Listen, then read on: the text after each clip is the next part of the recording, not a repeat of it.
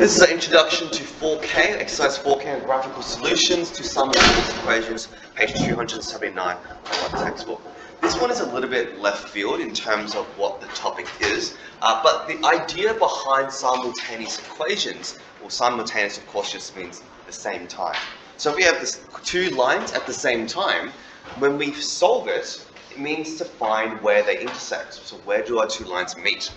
To determine the point of intersection of two lines, we can accurately graph them and then find the x and y value. This one's a little bit eyeballing if I'm being honest, but the more accurate you are in terms of how you graph it, the more accurate your result is. So if I was to draw two lines on my Cartesian plane, there's two options or two outcomes that can occur. They can intersect once, or they can intersect none. Now this is a very particular example. What has to be true about my lines in order for there to be no intersects? Perfect, they have to be perfectly parallel. They have to be perfectly parallel. In this case, if the lines are not parallel, even if they're off by 0.1, at some stage they will intersect. There is one more outcome that is possible, and that is if the two lines are exactly the same. If they're exactly the same, then they just have infinite number of intersects because they're just on top of each other. But we're going to focus on these two outcomes for this topic. So either one intersects or no intersects whatsoever. Let's look at this example over here.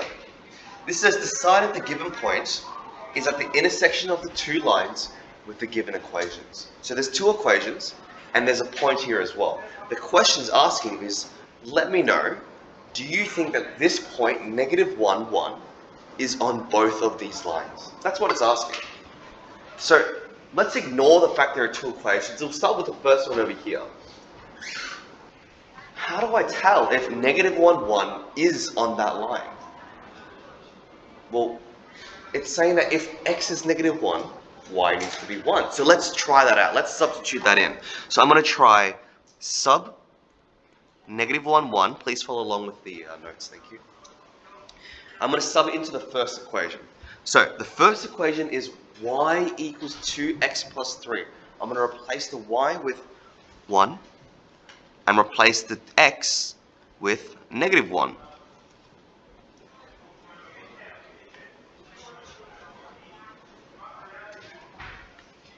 Let's see if that's true. So 1 equals 2 times -1 is -2 plus 3.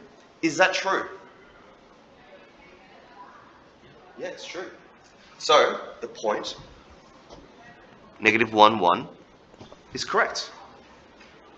The other way we can go about it is to just sub in, for example, the y value or the x value and see what you get for the other value and solve it. Entirely up to you how you do that, but sometimes it might be easier to sub it in. We're going to do the exact same thing for the second equation. So I'm going to go sub. You don't have to write the sub, by the way, that's just me. Sub, and I'm going to write it into this equation, y equals to -x. So y, I'm going to replace it to 1 equals negative, and then I'm going to put in our x value, which is -1. 1 equals to negative of -1, which is correct. So -1, 1 is a point on both of these lines. So then the question says, decide if the given point is at the intersection.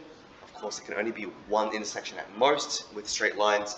So yes. That's it. Are there any questions about that? We've done these kinds of questions where it's find if the point is on the line. This is just saying find if the point is on both lines. That's it. Can I get you to copy down the second question over here for me? Thank you. I've included a graph for myself to make it easier. This kind of question is significantly easier the more neat you are, so I'm going to try my best to keep it neat as well. Show the notes from above there as well.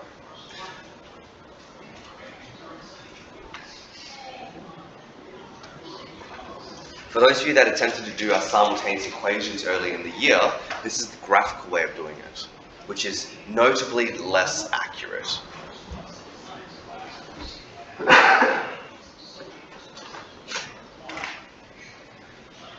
Solve the simultaneous equations y equals 2x minus 2 and x plus y equals 4 graphically. When it says graphically, what I want you to do is sketch them out for me.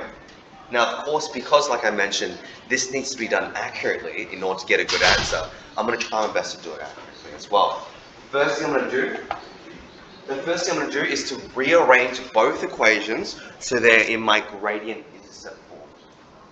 Well, the first one already is in my gradient intercept form. Y equals 2x minus 2. I'm happy with that. Let's change this one here to be in that form.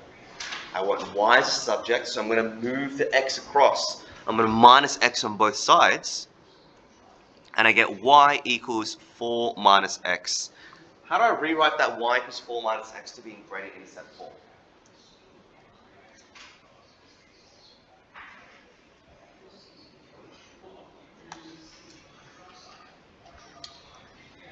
I can just switch these two around, can't I? So that becomes y equals negative x plus 4.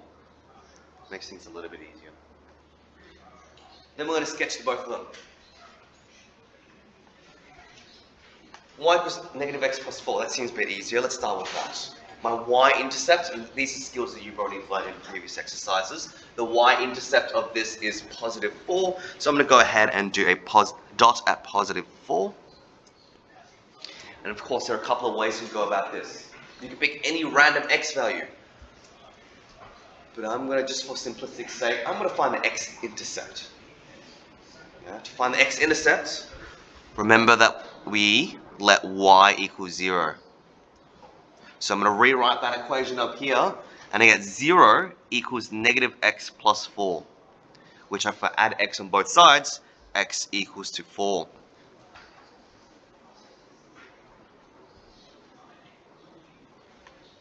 So by that logic, my coordinate is 4, 0, which I'm going to label here. And again, I'm going to try my best. I'm even going to use a ruler in order to try and get this line to be as accurate as possible.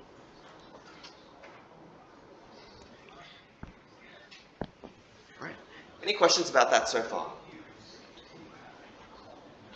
You do need to know how to sketch your lines before we do this exercise, of course. It's very sketch heavy.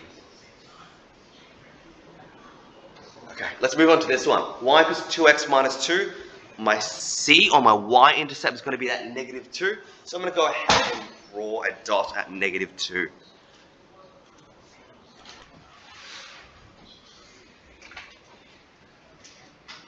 Of course, there are many different ways you can go about graphing this.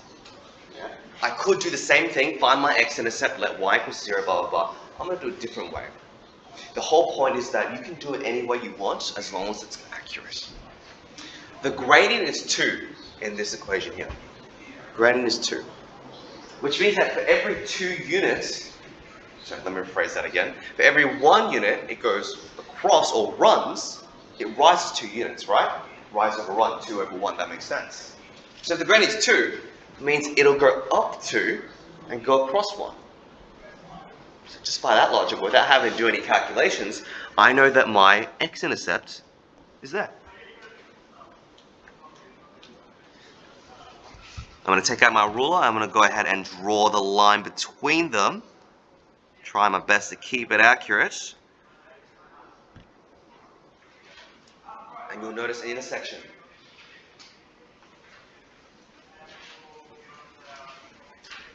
The intersection is what we're solving.